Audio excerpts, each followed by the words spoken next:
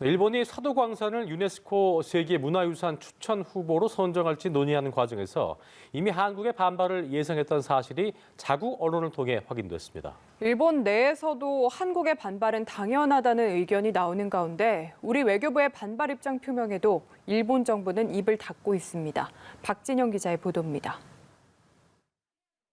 일본이 조선인 강제노역 현장에 있었던 사도광산에 유네스코 세계유산 등재를 본격 추진하면서 한국의 반발을 이미 예상했던 것으로 드러났습니다.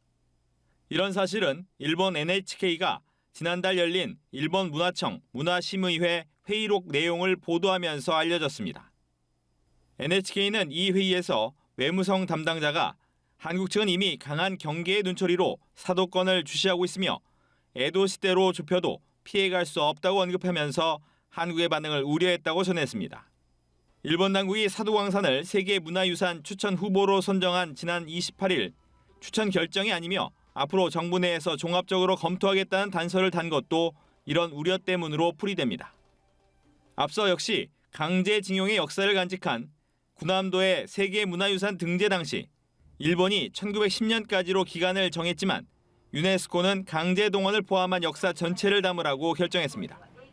일본의 한 시민단체도 세계문화유산에 등재하려면 태평양 전쟁 기간 조선인 강제동원의 역사를 포함해 추진해야 한다고 주장했습니다.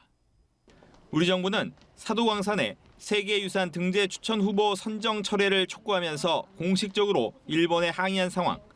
하지만 일본 정부는 이후 별다른 반응을 보이지 않고 있습니다. 6년 전 군함도 등 메이지 산업혁명 유산 등재 때 한국과의 협상을 주도한 기시다 후미오 총리가 이번에는 어떤 선택을 할지 주목됩니다. 연합뉴스 TV 박진영입니다.